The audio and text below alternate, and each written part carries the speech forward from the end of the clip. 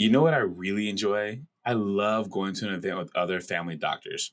Throw in some FM residents, sprinkle in some med students, and I'll be the first one to sign up. Literally, I'm usually the first one to sign up for these events. But I especially enjoy getting together with these other family docs who are passionate about learning, connecting, and networking with each other. Well, if you need your social battery recharged with some amazing family physicians, please sign up for this event. The Family Medicine POP event, that's POP for Prism of Practice, is happening September 5th through 7th, 2025 in the beautiful city of San Diego. You can find out more at www.familydocs.org/pop. That's POP, POP. I'll see you there.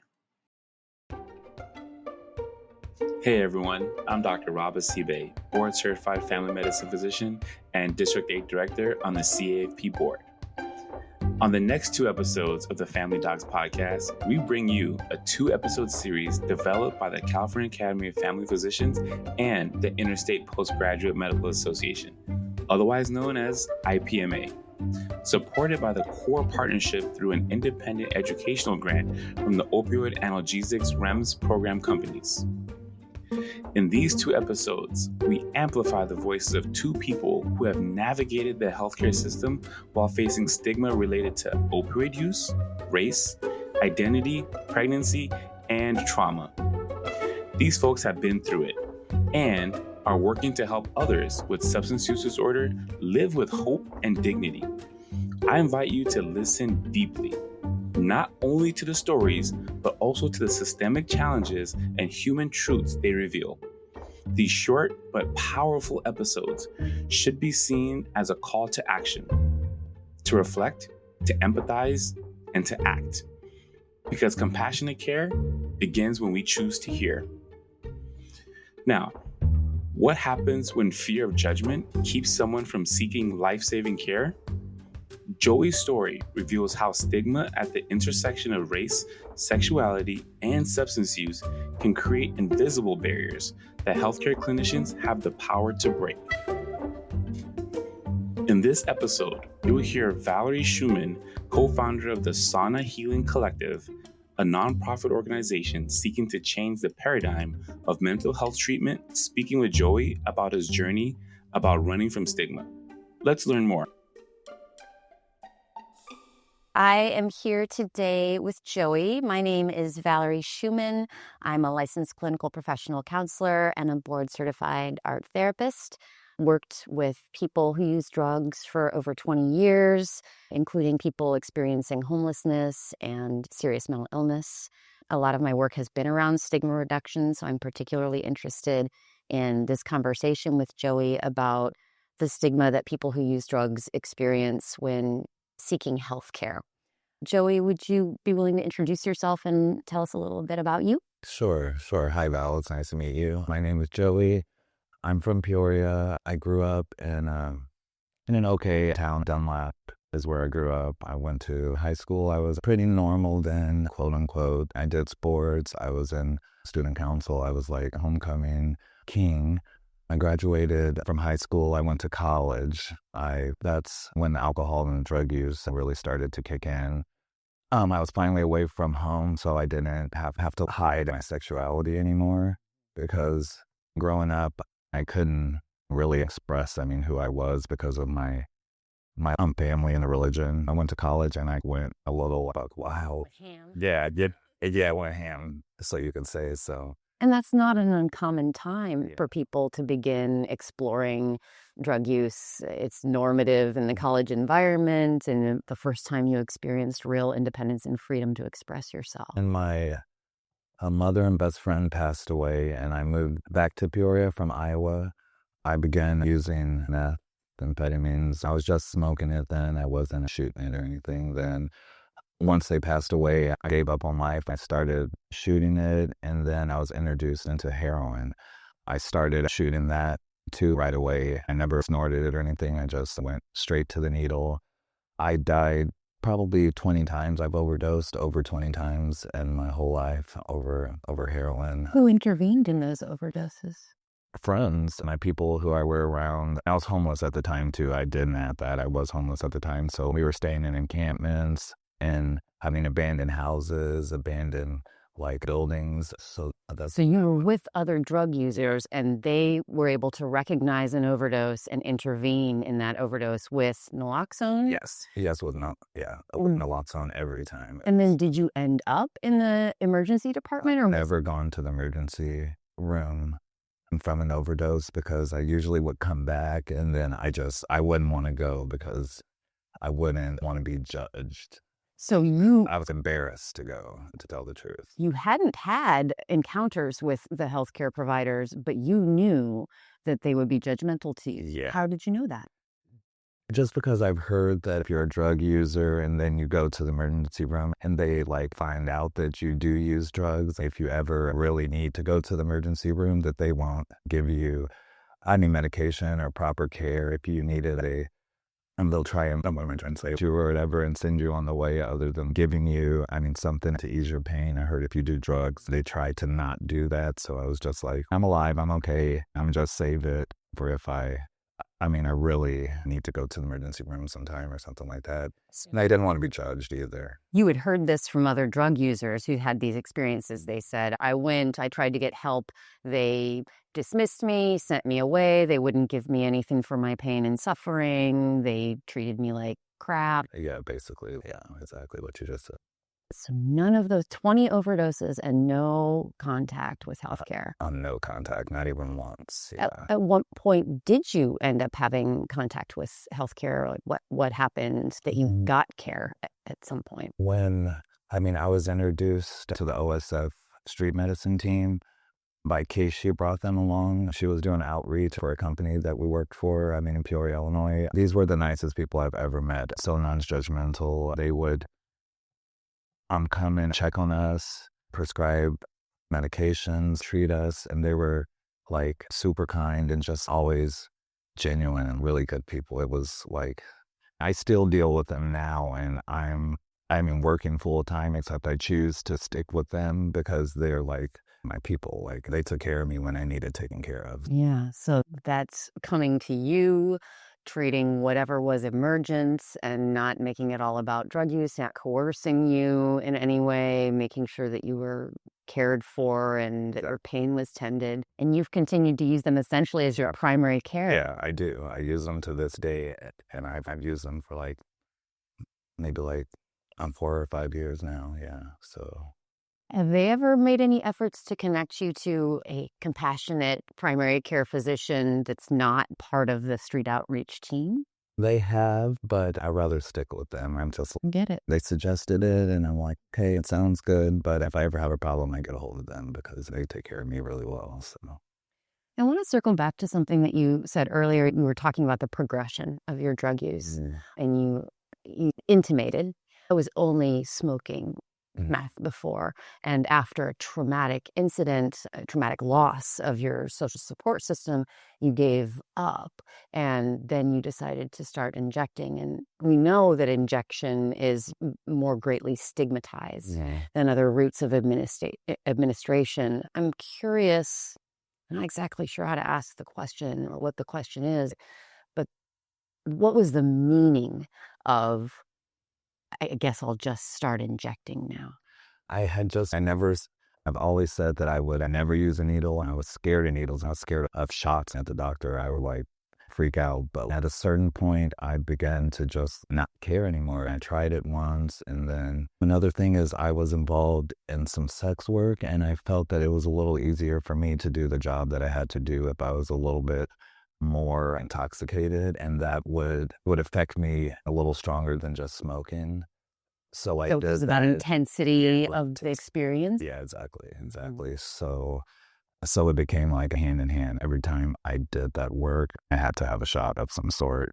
And then it became like a regular, every day I'd have to have a shot, whether I had to work or not. And this seems like an important thing for healthcare providers to understand is the why of why people are using drugs in general, but also why certain routes of administration and understanding the whole context of your life, the trauma, the work that you were engaged in order to both feed yourself and feed your habit, and how those sort of reinforced one another. And if they want to intervene, if they want to be helpful, they might need to tend to those other needs. Yeah. What is it that you think would have been helpful in those moments if somebody had the opportunity to intervene, to support you in any way when you experienced that trauma, when your drug use got more frequent, more chaotic, more of a necessity than a fun time? What did you need? What would have been helpful?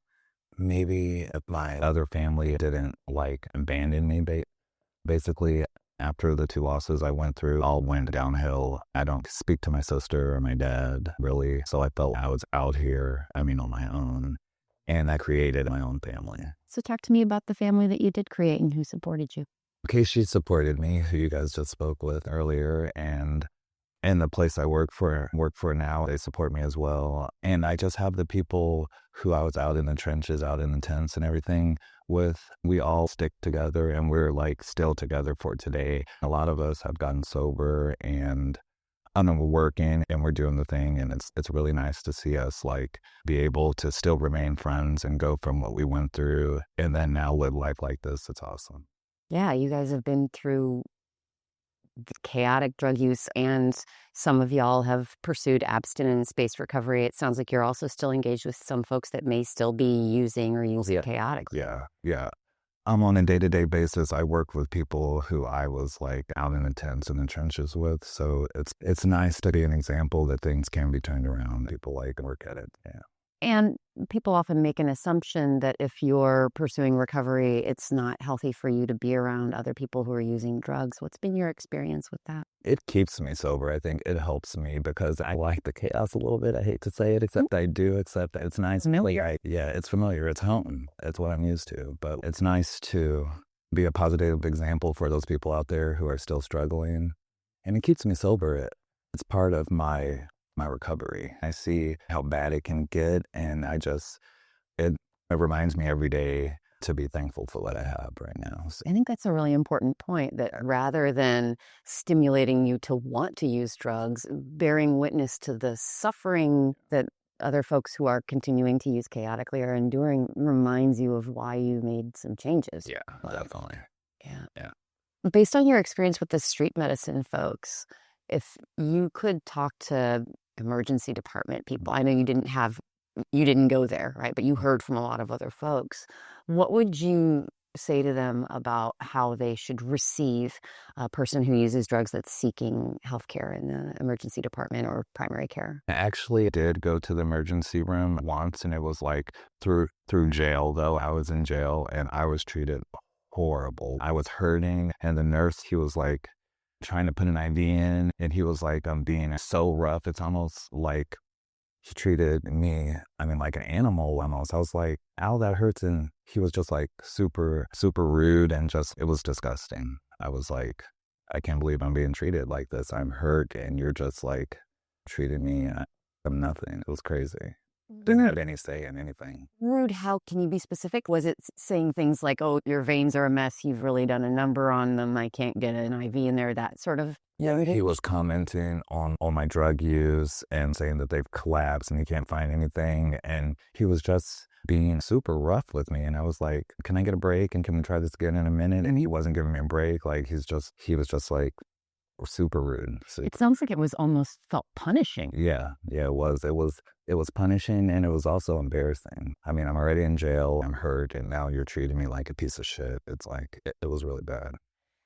And probably you could have directed him to veins that were still good. Yeah, he wasn't listening to me though. Drug users know drug users know their good veins. I know where it's at, but he wasn't trying to hear that. He was doing what he wanted to do, and I asked if I could get somebody else because I didn't want him working on me anymore, and that wasn't an option. So he said no. Yeah, no.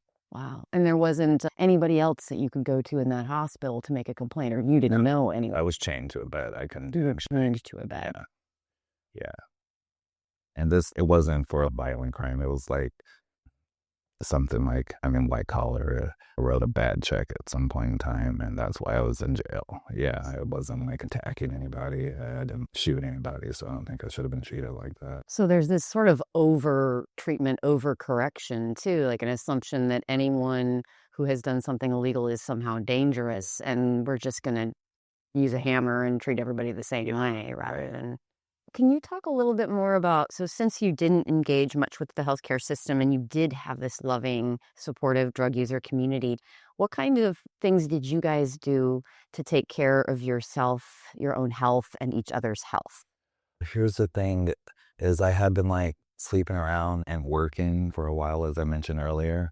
Somebody came up and was like, hey, can I test you? And I was like, I was running from her for a long time. I was like, You mean I don't know. for HIV? Yeah. I was scared. I was like 32 or 30 or 35. I had never been tested for STD or for HIV. I mean, I had been sleeping around a lot, and I was just like, I ran from her for a while, and then she finally caught me, and she's like, okay, we're doing this. And I was like, wow, okay. So she did it, and she came back with the results, and I'm negative, and I was like super, super shocked because I was all like, I know I probably have it, and I didn't, and I was super shocked about that. But after that, I got linked up with some healthcare to start a PrEP or PEP.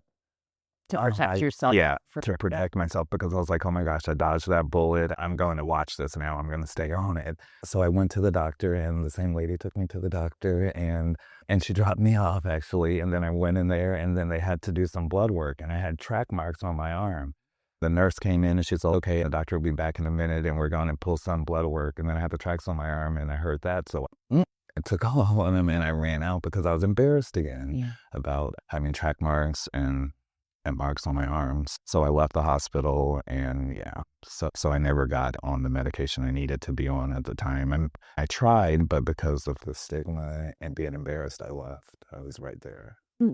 It sounds like the person who facilitated that, who tested you and who brought you there, did a lot to ensure that you got there to get the care. Would it have made a difference if they were able to come in with you and advocate for your willingness to have the blood drawn and have them see your track marks? I'm not sure at the time, because I was like high, and I was like set in my ways. I still probably would have tried to duck out whether she was there or not. But yeah, I was just... I didn't want the doctor to see my arms at all. I just didn't want. It was just like, I was embarrassed. So some of that is really internalized stigma and shame around it. And yes, the expectation that they would treat you poorly too, but it sounds like there was some beliefs about yourself as an injection drug user as well. I was ashamed of what I was doing. I knew that like nobody is raised to grow up and do drugs, except I knew that I knew better, and that I was able to do more in life than this. And I was just like, I was disappointed in myself. I was just like, my self-esteem was low because people were like using me and taking advantage of me, and all of my support systems, like I had said, had passed away. So I was out on the streets, and it was just like, I don't think I answered that question right, but you answered it just fine. What I get out of it is that no one else treated you with compassion or understanding at how you ended up making these choices, right? And you, as you described before, like kind of came from a good family and did well, and then things went off the rails. And so you had some internalized shame around that and disappointment in yourself, because you knew that even as a drug user, there was more to you. Yeah. I flunked out of college and all that. I was just like, I'm not where I was supposed to be today. But after everything, I'm happy with, I can't say of like with what happened, except I'm happy to where it's brought me today, because I've met a lot of great people in my life. I've been through some stuff, except I've also experienced a lot of greatness. So yeah. I think that's an important perspective, that yes, there was suffering, and yes, there's maybe some regrets, but also not regret, because you met people and had experiences that make you who you are today, and you're now serving that community in your job. Can you say a little bit more about that? I'm a peer leader at an organization in Peoria. I do outreach. I also do testing, HIV testing now. I'm a tester now, which is crazy because I was scared of them before. You can relate to how other folks out there are feeling about it, yeah? I volunteer with the Lula Project, and they're doing the Motel Project right now, which is amazing. So it gives me a chance to like help back The people who helped me and the ladies who run it, they helped me so much. They cared for me when I couldn't care for myself. So I'll do anything they need to help them. The other thing that was really impactful for me to hear that you shared was you had been afraid of getting tested for HIV. You assumed, of course I have, as I've been engaging in all sorts of risky behavior. Yeah, I have to. Then when you got the negative result, it's a really beautiful example of how drug users, you were continuing to use drugs at that time, actually are invested in their health. You were like, okay, I don't have it. I'm going to make sure I keep not having it. I want to go get on PEP. Yeah, So correct. Yeah. it's really beautiful. And it sounds like it gave you some hope, maybe helped to turn the corner on shifting your relationship with drugs. Yeah. Actually, I'm 11 months sober now. I've been through a lot. I'm in drug court now, and that helps me stay sober, and my job helps me stay sober. Volunteering, staying busy, attending meetings helps me stay sober, and my close support group I have right now helps me stay sober. So the concept that you're speaking to, it is codified. I don't know if you've heard the term recovery capital, but that's essentially what you're talking about. You have all these other things in your life that are supportive and that you feel good about and motivated towards that help support your recovery, whatever that recovery may look like. Exactly. Like I went from a tent and now I have my own place, I have a car that's paid for, I have a job. And I did all this in 6 months of being sober. I got everything I needed. I was in sober living for 10 months and now I just moved to my own place. So I'm just happy. I'm enjoying life now. Congratulations. You deserve to be happy. Yeah, thank you.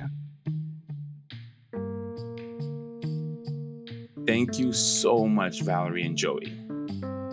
Now, for my listeners, as you reflect on Joey's story, please consider, how did stigma shape Joey's experiences in healthcare and affect his willingness to seek care? Think about the power of small interactions, the way we communicate, our tone, body language, and even choice of words can either build trust or reinforce fear and avoidance. Are you communicating with compassion? How about this? Identify one action you can take to create a more welcoming, non-judgmental environment for patients facing similar barriers. This series was developed by IPMA and CAFP through the CORE partnership, supported by an independent educational grant from the Opioid Analgesics REMS program companies. If you're looking for more resources on OUD and substance use disorders, check the show notes at familydocs.org/podcast or visit CAFP's SUD webpage at familydocs.org/SUD. This is our third series focusing on family docs and opioid use disorder. If you missed our other series, you're really missing out. Find them today in your podcast player by viewing all Family Docs podcast episodes. If you enjoy our show, please rate and review us on Apple Podcasts and be sure to come back next time for our next conversation.